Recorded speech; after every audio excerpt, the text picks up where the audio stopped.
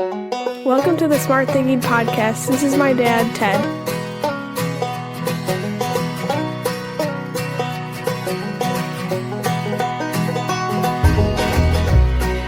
Welcome to the Smart Thinking Podcast. I'm your host, Ted Knightsky. All right, friends, I am pretty excited about this podcast because you are going to hear an amazing story from an amazing person who I met, who is the reason for the title of this podcast. I wrote a book, but I didn't do it alone. And it wasn't something I was thinking about. And as you'll hear in the conversation with Allison, you will learn that she is the inspiration for us taking the story of the buffalo, which is well known to all of you, and bringing it to the next level, putting it on pages, illustrating it, and bringing that buffalo to life. And his name is Duke.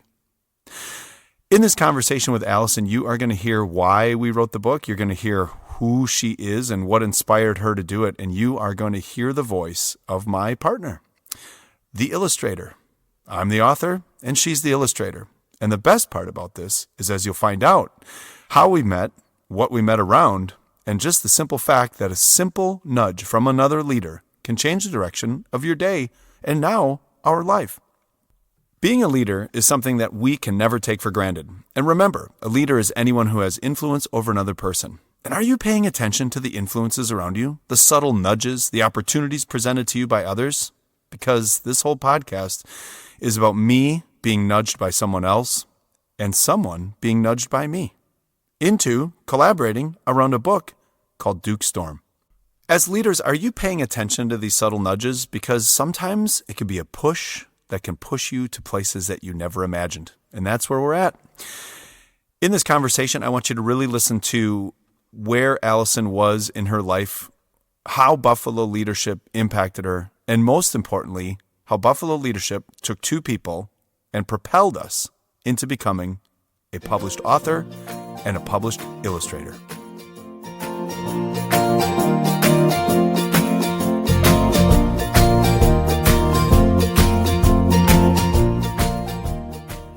All right, so welcome to the Smart Thinking Podcast. Today I have a really cool guest with me, my colleague and partner, Allison Dish. And Allison and I have taken on a little project, and we have decided to share it with the world. So welcome to the podcast, Allison. Yeah, I'm so excited to be here. It's pretty cool that we're going to be able to do this together. So Allison, tell me and tell us, how old are you and where do you go to school? What do you do? I'm 16 years old recently, since September, and I go to school at Waupun Area High School District, and yeah, I'm a sophomore in high school.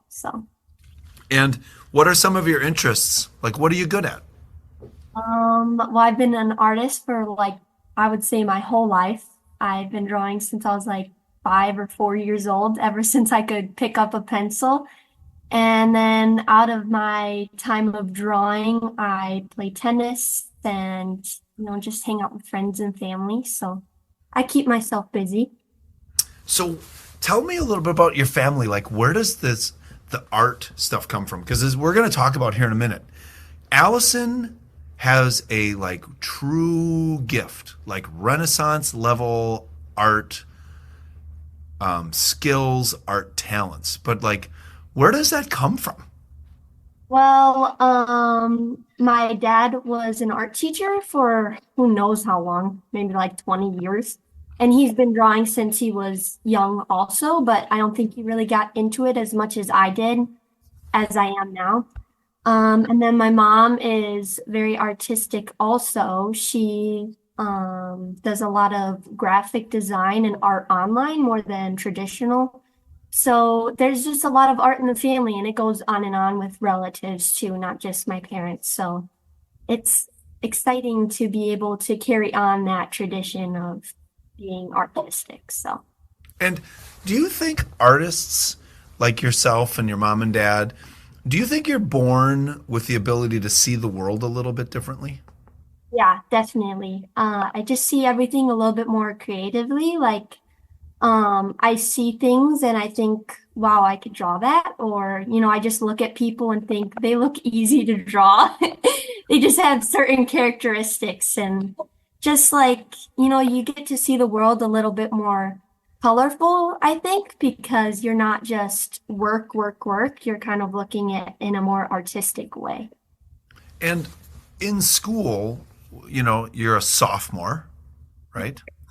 And in school, like, does your artistic creativity help you with like your learning? Does it help you with your classes? How do you use art all day long?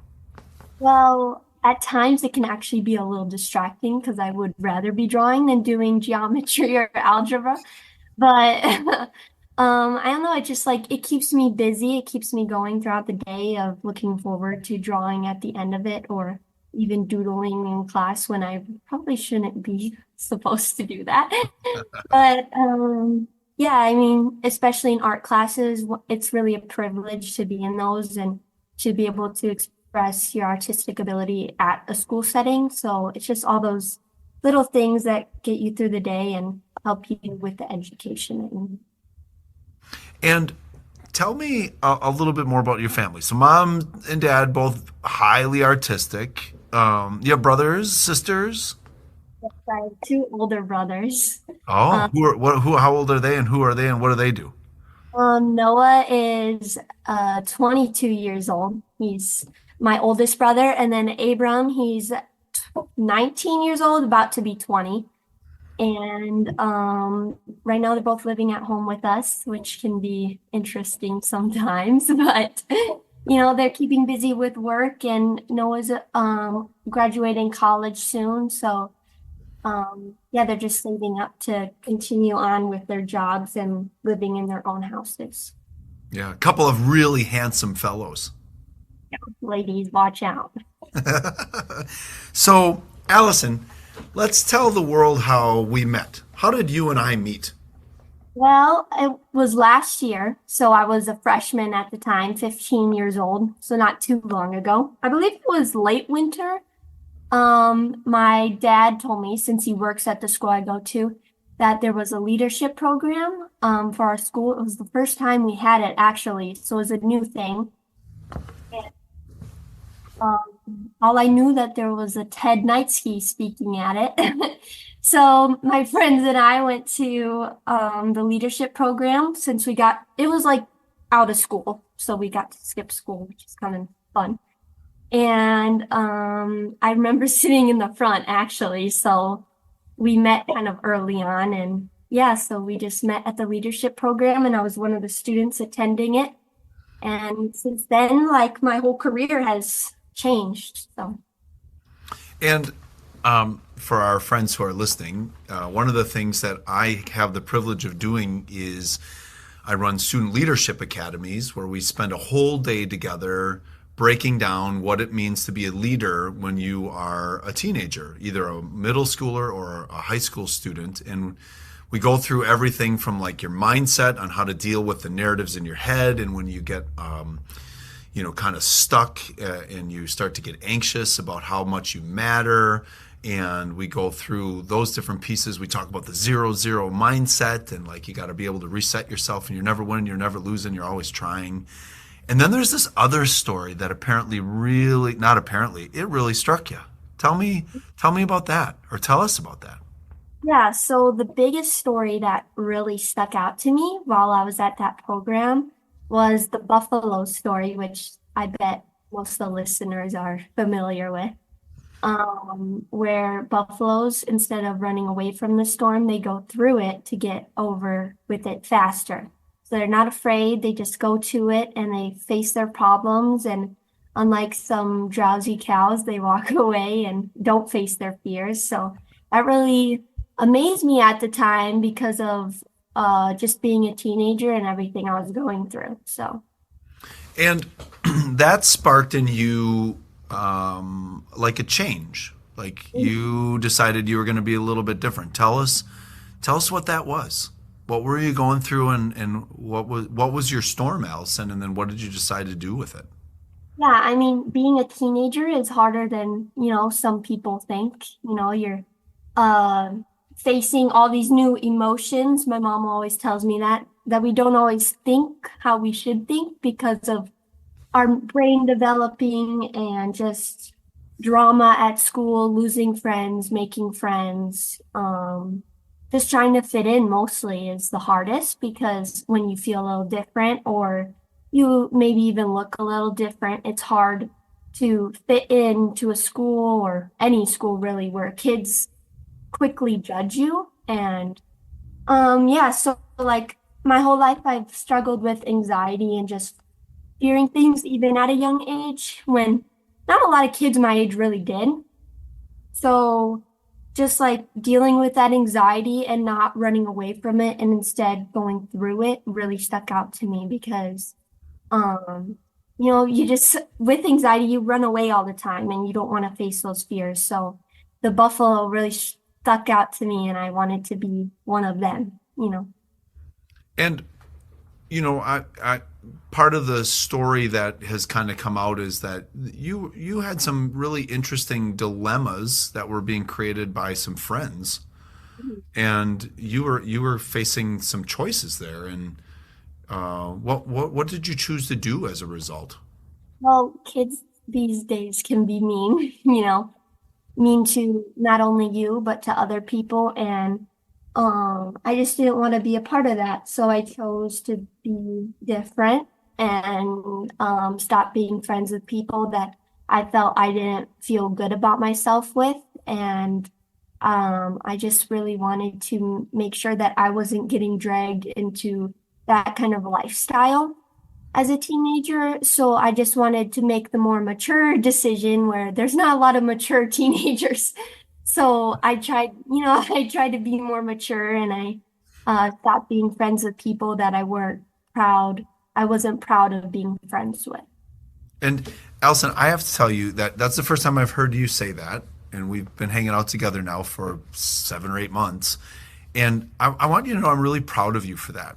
And here's the other thing I want you to know. When you say that like teenagers and young people, you're describing something that's also hard for adults. Mhm. We can get in some doom cycling relationships with other adults where we don't know how to break away from them. And what I'm so proud of you for is that you recognized that this is toxic. This doesn't feel right. This isn't right. And you recognize that like through the buffalo concept and idea that I just need to run into the storm and change my direction and pick a new herd. And that's really, really cool. And I'm very proud of you for that because if you were 65 years old, you could be trapped amongst people who are sitting around all day bringing this catabolic negative energy like, wow, nothing's ever right. And you're like, this doesn't feel right. So the fact that you went to the storm and chased your sunshine, that's very admirable. And I can assure you, no matter how old the people are who are listening, they are thinking of people in their own lives who are called blue dot people who bring them down. And you know what? Good for you. And Thank another thing that you said that's really cool is you said teenagers these days, right? Yeah. When I was a teenager, it was the same. We Yeah. were anxious, we said crazy things, and being mature and what your mom has coached you through is really powerful because the other part for you to recognize is that it's always a choice. And that was something else we talked about in the leadership day. You're the only person who can choose your happiness, you're the only person who can choose your engagement, and you're the only person who can choose your mindset. The difference between you and all these other teenagers is that you had strength. Mhm. Yeah, and last year, like going through that, I lost a lot of friends, because when you lose one, you lose others. Because people pick and choose who they want to be friends with. So, but since then, it was hard at the time because feeling left out and everything. But as the days go on, I'm more happy and I'm more proud of myself for choosing that decision because if I didn't do that, who knows how it would be today or who I would be today. So, yeah, it was definitely the right choice. So, I'm proud I did it. Well, here's what I would tell you that you are today. At 16, a sophomore in high school, my partner on a project, which we're about to talk about next, you are someone who radiates joy, like in the greatest sense. You are generous with your talents. You are gracious, meaning that you are very accepting of other people. You've got a beautiful worldview. And you are someone who I have never been around before, like you, that can eat French fries, a blueberry waffle, and bacon and still be hungry. Yeah, I was hungry an hour later. Yeah, true story, everybody. Allison and her family and my family went out to brunch, and she had pre-studied the menu and showed up and was anxious and could not believe that people had to even think about what to have. And I forgot, you also had a pancake battered breakfast sausage corn dog. Yes, I was very proud of you for that. I was proud. Okay, so you and I meet. You're at my leadership conference. I think I also picked on you a little bit at the beginning of the conference. And then you leave. And the whole Buffalo thing kind of sticks with you. What did you do once you decided to charge in your storm with your friends? Now, how did you use your gifts with the Buffalo stuff? Yeah, so that story did stick out to me. I went and told my grandparents about it, my friends that weren't there, my parents, because my mom wasn't there, but my dad was. So I told everyone, and I don't know who told me, but it was probably my mom. She was like, that'd be cool to do a drawing for a buffalo because they're such a unique animal of how they look and what they do.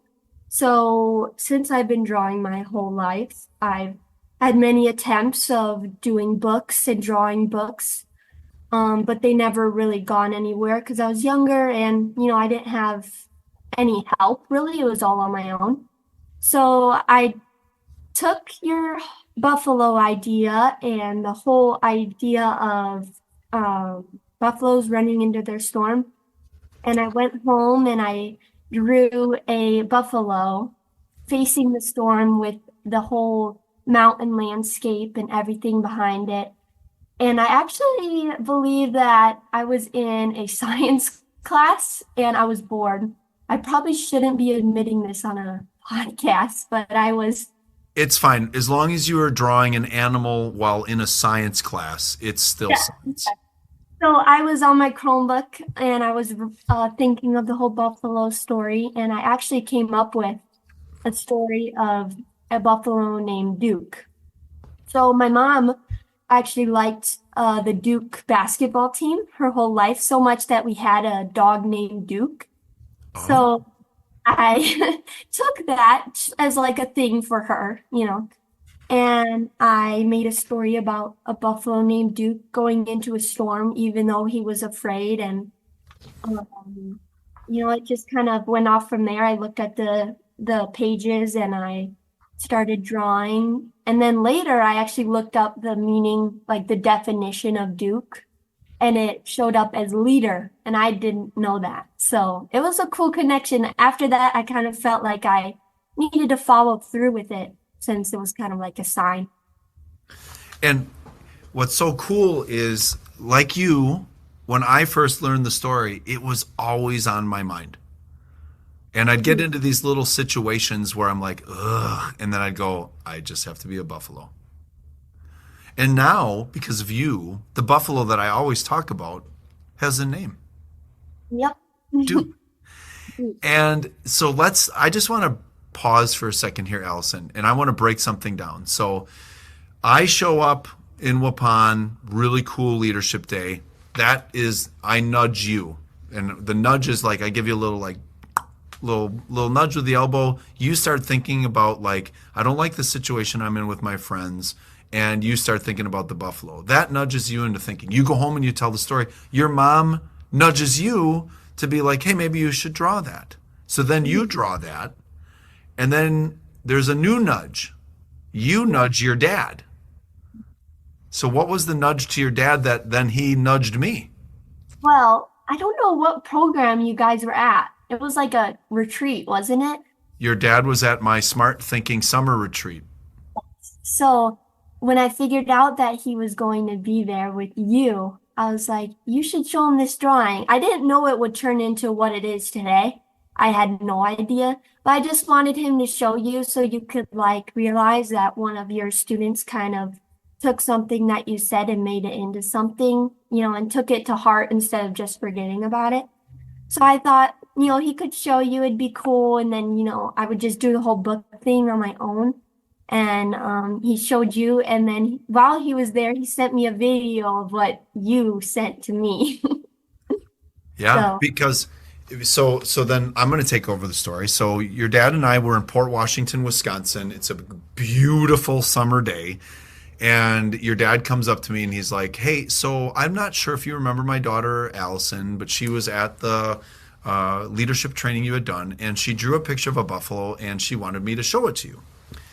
And I honestly thought like, okay, I've had kids draw buffaloes for me before and they just look like exaggerated little stick people, with like hair or whatever. And then your dad opens up his phone and dad's such a kind-souled guy, and his love of his sons and daughter like come out in just this, because he radiates this just love for you guys. And he put on his reading glasses and he took them off, and because he found it on his phone, they took them off, and he looked at me and he said, "What do you think?" And I see this cartoon image that looks professional. It looks like it's from Pixar. It looks like, I'm like, "What? Your daughter did this? Is she in college?" And he's like, "No, she's 15 years old." And then he said, "Her dream is to illustrate a book." And I turned to your dad and I said, "We're going to make that happen." yeah. And then we made the little video like, "Allison, we're going to write a book together." It was in my living room with my mom. And I'm like, "Oh, Dad sent me a video," and I clicked on it and I saw that it was you. So I got really excited. And then we played it and my mom was like freaking out in the living room. And I was just so excited. I don't normally interrupt the interviews, but I do want to share with you the audio of the video that was sent to Allison. Okay. Your dad just showed me the artwork from the book you're working on. Blown away. Honored, excited. That is so cool. However you want to work together, we can. If you want to work solo, you can. But I will help you get that thing published. We'll put it on the podcast. I'll sell it everywhere I go speak. Let's make this happen. I am so proud of you. It's so cool. And thank you for taking the message of charging in a storm and doing something with it. That's very impressive. So whatever I need to do, I'm here for you and proud of you. And now back to the scheduled program. Yeah. So here's the amazing part, friends. And this is our announcement. Allison and I did a book together. A 15 and a 50-year-old partner up. And one person who sees the world through her gift of art took a story that I've told hundreds and hundreds of times, asked me to write it out, and we did. Yeah. And here's my favorite parts of the book. So the book is called Duke's Storm. It is beautiful. And I love the story behind the story of the book as much as I love the book. I love that you and I got to work together. That I have a 16-year-old friend, that I have a 16-year-old partner that's going to be hopefully celebrated and recognized as this incredible artist that most people see the book and they're like, "Oh, who did you hire to be your illustrator? This is really good." And I'm like, "Well, wait till you hear this part of the story."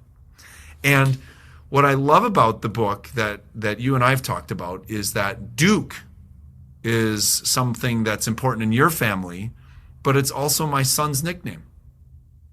Yeah, and that was a coincidence. That was a big coinky-dink, right? Yeah. And then we're like, okay, so I write the story, and we'll talk about the story in a second, but we introduce another little character in there, like the support character, the person who's going to bring courage, because on buffaloes, there's a bird on the back of buffaloes called buffalo birds, which pecks at the little bugs and keeps the buffalo clean, and they've got a cool symbiotic relationship. And what's the name of that bird? Tootsie. Tootsie. And how did we come up with Tootsie? Oh, my mom actually calls me Toots as a nickname. She has my whole life. And yeah, and I think we just really want to have something from me and then from you to put into the book as like a symbol. Yeah.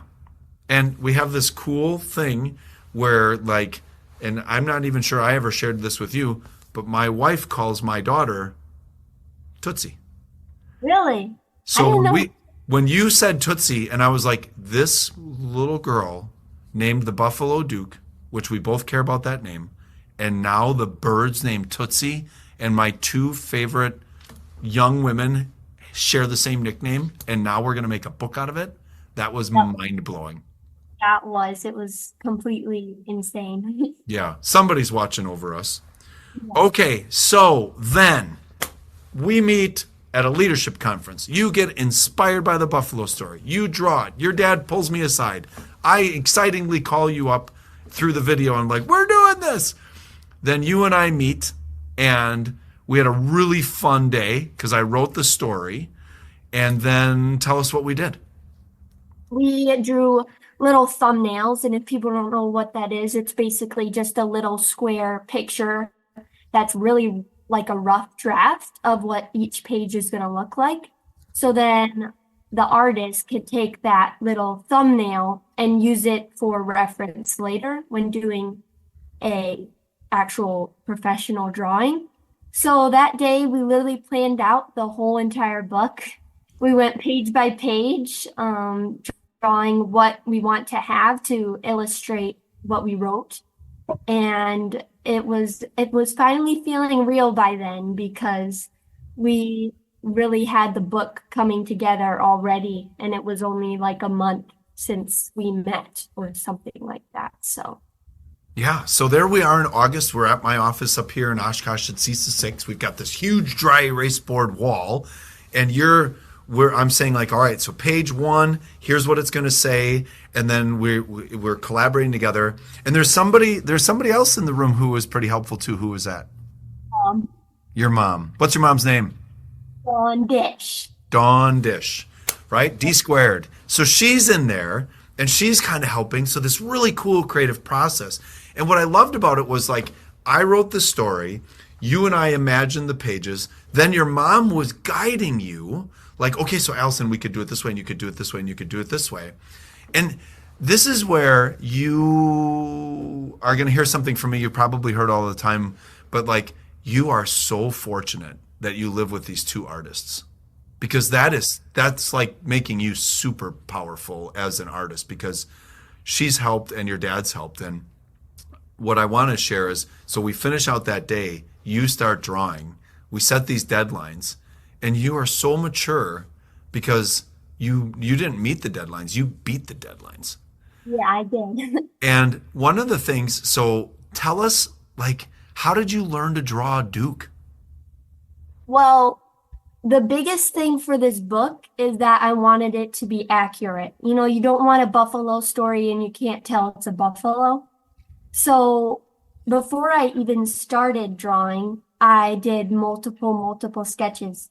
You looked at my camera roll right now, you would see millions of pictures of buffaloes and their poses and how they walk, how they run, their faces, basically their whole body structure I looked at and I studied. So I don't know if people know this, but with drawing, it's not just a creative aspect. You need to have a technical aspect when drawing not only animals, but people. So I did so much research. I just did a bunch of sketches, and I kind of made it into my own style, and then just kind of went on from there.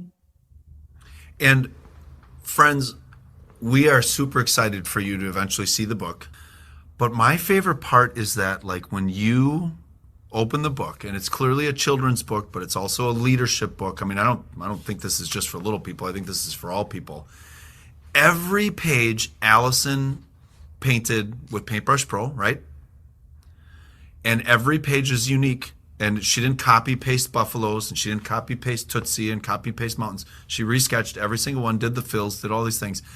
And everyone I show it to loves Duke's eyes, loves Tootsie's eyelashes, how you made her whimsical, and the depth. And yesterday it's the middle of January right now. Yesterday, Allison and we actually saw the final kind of printed edition, and we taped it up on the wall. And here's the part that I could not stop thinking about when I got home last night. You were practicing continuous improvement because you said to me, Ted, did you even notice I redid the cover? So tell us that story.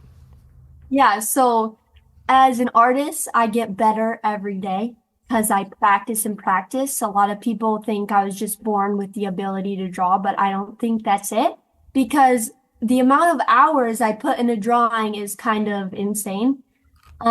So when I first drew the cover for the book, it was kind of like my first time, second time drawing Duke. So I was still getting used to it. And then by the end of the book, like as I progressed throughout it, I got better at drawing Buffalo. It became more consistent. I just overall got better at drawing Duke himself. So then when I got the opportunity and I was done with all the pages, I went back to the cover and I was like, I really don't want our book to look like this because I know other people think it looks good, but it would drive me crazy if I let that go out because I'm very critical of myself, which probably isn't the best quality. But I went back and redrew them, and I'm so glad I did because then I'll just be very proud of the book and just everything I drew. So I'm very happy I was able to do that. Now, I just want to share something with you so that you recognize it and our listeners.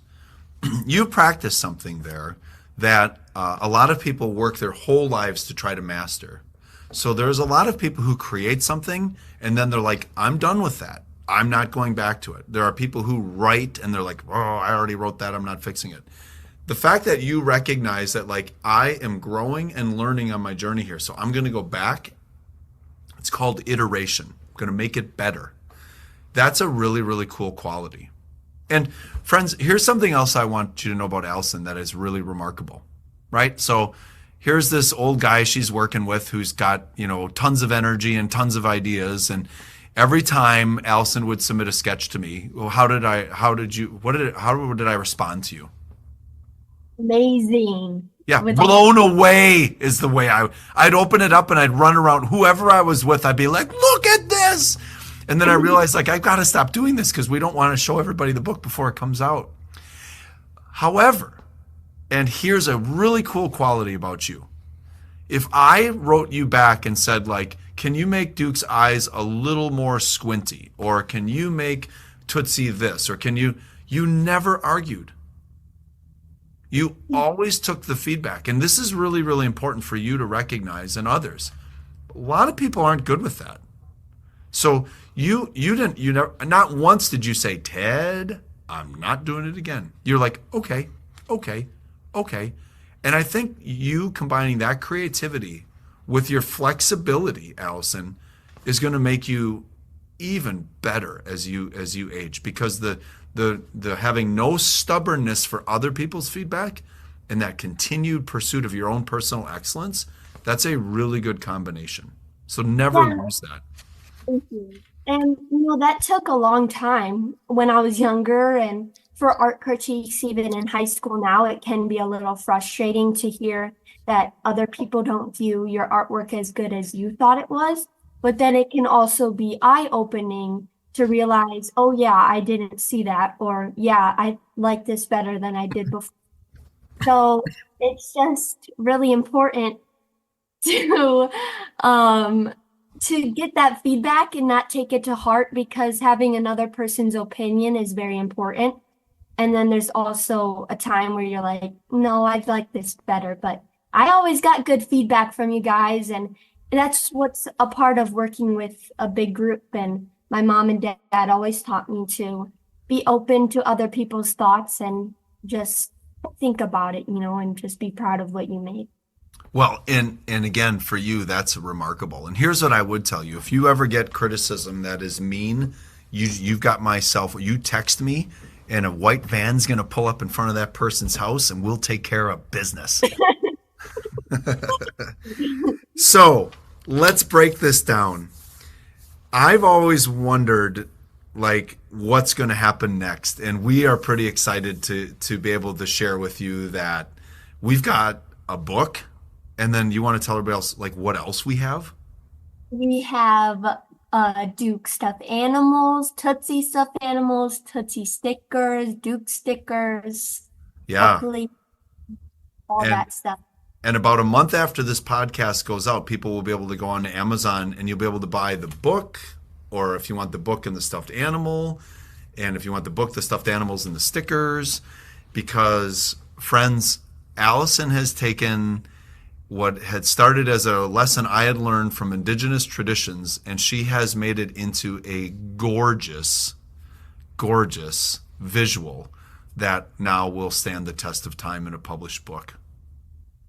So, Yeah. Allison, before I transition and close out here, do you have any questions for me? Yeah, so even when we were at the leadership program, I knew about your backstory and everything, but you didn't mention like how you came up with the whole buffalo idea and like how you learned about it. Yeah. So here's another thing that Ted and Allison have in common, and that is that I was in a really tough time. I was having a really tough time in my life and my career. And I was in a job that I loved, but it was all consuming. And like you, I had a conflict, and my conflict was I didn't know if I could be the dad I wanted to be, and if I could be the husband I wanted to be, and the son I needed to be, and then the boss and the big leader I needed to be. And a friend of mine named Mark Hansen handed me a book, and it was something about like the 7 steps to success. And in the book, at the very beginning of the book, there was just a short little 2-paragraph thing about buffalo and cattle on the western plains of the United States. And it was the first time I'd ever heard that story. And like I've shared with you when you were in the training, I couldn't stop thinking about it. It gave me the courage to change jobs. I was like, this guy's right. I've got to do this. Then that's when I learned afterwards that, it's actually an indigenous Western tribal story. And as you saw the video of me like talking to the cows and yelling at them, and then the rancher pulls up and talks to me, that's where it really came from. And that's 10 years ago now. And I think, I don't think, I know tens and tens of thousands of people have heard me tell that story. And what I'm super excited about is that hopefully that same amount of people will get to see our book. Yeah. And like the whole story that you not created but put out for more people have made like such a big impact on not only older people but also younger people that are growing up and can use that throughout their life. Well, and my favorite part is every time I see you and you pull up your water bottle and I see your Go to the Storm sticker on there. And now what's really exciting for me is in the future, that sticker is going to be Duke. Yeah, I'm so excited to show everyone. Very cool. I have one more question. All right. So I don't know if the listeners know, but Ted Knightsky travels a lot. He travels so much that my parents are jealous. And I just wanted to know like your favorite place that you've gone to. Oh, that's a really great question. So, and super hard to answer. I would say my favorite type of place to be. Oh, this is such a hard question, Allison, because I'm so blessed in my life to get to move around. When you said that the first time, I thought to myself, Florence, Italy. Mm. For all the things that you love, unbelievable food, incredible art, and one of the things you don't love, which is the mountains and hiking. Yeah. And Florence, Italy is beautiful. So that might be the favorite place in the world I've ever traveled. However, the better answer that a lot of the listeners know is that I, every year, am called to the mountains and called to places like Wyoming and called to places like Colorado, where I get up in the mountains and I go do hard things. And that's what I really, really love. And as I learned with you at breakfast, when you were in Norway, right? Yes. And asked to take a flat hike, You Yep. nearly died for lack of a cracker. Yeah. I needed food and water and sleep. But that's a great question. Is that your favorite life experience in travel? Yeah, I mean, besides the hiking part, the landscape was beautiful. I mean, after this book comes out and it all kind of calms down a bit, I was hoping that my family and I could go to Yellowstone because I've actually never seen a buffalo in real life. So I think that'd just be such a cool experience to see them in person because you never really know how big they are until you see them. Yeah, So, and they are big, which is what makes them strong and fearless and courageous. Which you are not big, but you are all of those things because you're a buffalo, and whether you believe that or realize that or not, just the simple fact that you had the courage, like we have little Duke have, to challenge the storm, to step away from people who did not make you feel like the best version of yourself, and then chase the sunshine so that you could feel good about who you were, and now use those talents. And then the other buffalo moment is to be like, hey, Dad, can you show this to Ted? And that's the final nudge. Because this whole thing started because Steve Hill, the superintendent of your school district, asked me if I would come to the district and work with you guys. And normally I don't do that. I make people come to our office with different high schools. But he nudged me. And then that created me telling you a story, which nudged you. And then your mom nudges you and says, Allison, you should draw that. And then you draw that. And then you nudge your dad. Can you show this to Ted? Your dad shows it to me. It nudges my mind to be like, we're going to write a children's book together. And then you and I nudge a bunch of other people. And now in the next few weeks, Duke's Storm, a story of courage, illustrated by Allison Dish and written by Ted Knightsky, will be available for the world to see your talent and hear our story. How's that feel when you hear that out loud? amazing. Because I've always, like, the biggest thing I want for this book is to impact people like you impacted me. And I just want to have an impact on people's life, and I'm remembered for my ability to draw and just everything that I've been taught in my life from not only my parents, but other relatives. So, yeah. Well, and here's what you need to know. And I don't think either Allison and I are really big, like touchy-feely, emotional people. Like it's kind of a weird spot for both of us when it comes up. But your compliment to me, you need to remember, also goes your way because I'm just sitting around minding my business. Your dad takes me aside, shows me something, and writing a children's book with a 15, now 16-year-old illustrator was not on my bingo card of life, Allison. And your dad handed me that bingo card, and I feel like I won. So our story about the story, I think, is just as cool as the book, and I can't wait for the world to see it. Yeah, me too. So with that, Miss Dish, I want to tell you one final thing, which is I look forward to the day when I'm a little older, and maybe I'll be a grandpa or an uncle, and I'm sitting in the movie theater and I'm watching a movie, a cartoon or an illustration, and it's from Pixar or DreamWorks. And at the very end, it says, illustrated and created by Allison Dish. Well, if Disney's listening, I'll take my chance. We'll send it to Disney. Yeah. All right, Allison, this was joyful and fun. I hope you had fun, and I really, really am so grateful for you and for having the courage to step into your storm. One, for yourself. Your life is going to never be easy, but you will have the skills and strength to make the storms easier for yourself. And this was a ton of fun to talk to you because we chat every couple of days, but to sit down like this and share our story with the world is awesome. So I'm super proud of you. Thank you. I'm proud of you.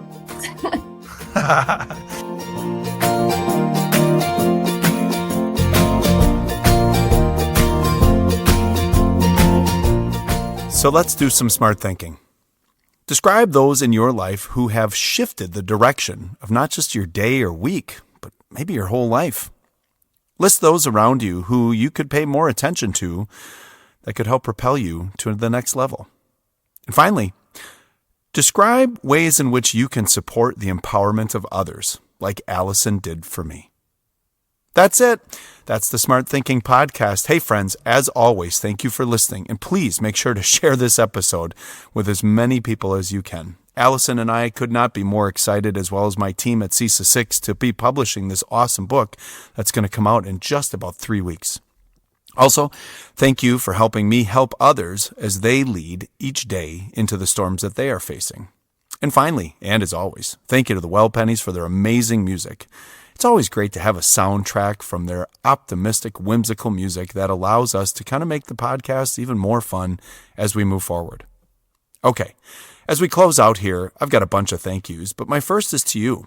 You can purchase this book now. I dropped the link into the podcast description on our Shopify account, and the books will be signed by Allison and I for the pre-orders, as well as a couple of fun stickers that you'll get, one of Duke and one of Tootsie.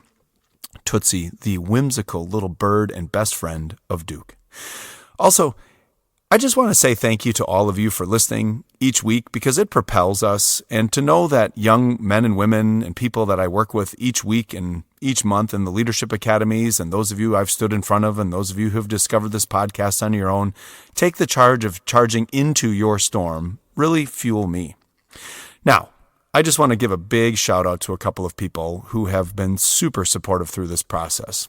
First, Doug and Dawn Dish.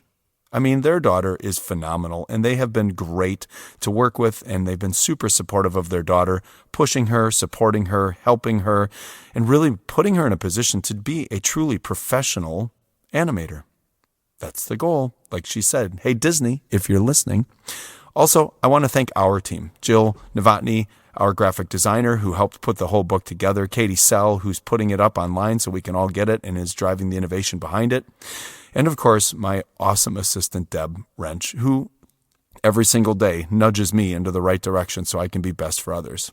Okay, and last thing about the book here is we designed the text intentionally to support classroom teachers, parents, and leaders. So classroom teachers, when you get the text, if you pre-order it now, it'll come with a QR code that will drive you to a website. And on that website will be lesson plans for sharing the book with students through the high-leverage routine of interactive read-alouds. There will be a focus on supporting structured literacy through engaging experiences based upon the book. And we're putting together lessons, not just for early elementary, but also middle elementary and middle school.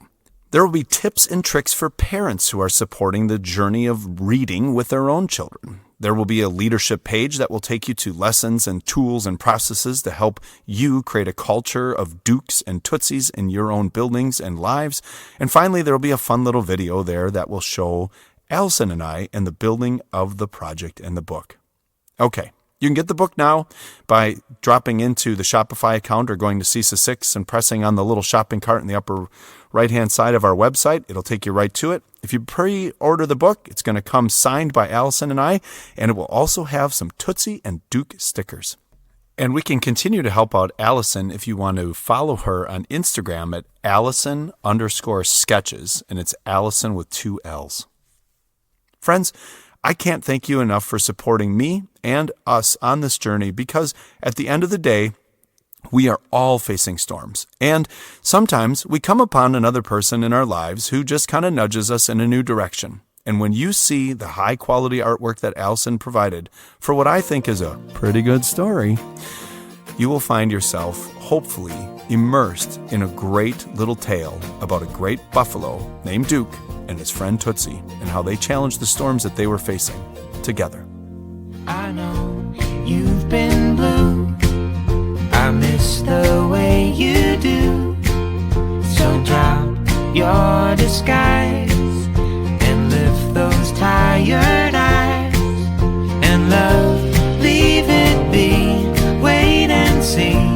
Under a meteor shower, make such a sound. Up and down, play it a little bit louder. Oh my, have you ever seen such blue sky? Oh, what I would do up so high. Suddenly you know it's all I'll ever need. Oh, don't speak, I just wanna feel that heartbeat rattling